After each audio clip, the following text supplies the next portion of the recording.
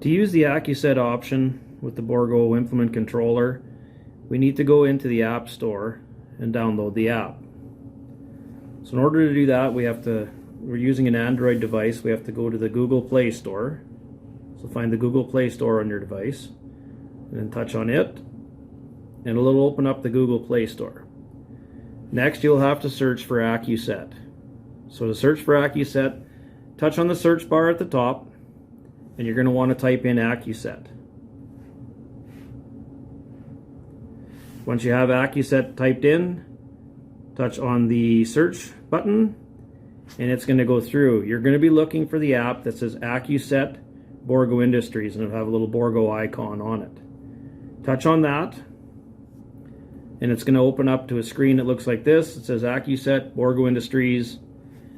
Touch on the install. Now it's going to go through and it's going to download the app for you. It takes a short amount of time with a decent signal, and it does the install for you. Once you've got that done, you can press the open button, and it's going to open the AccuSet app.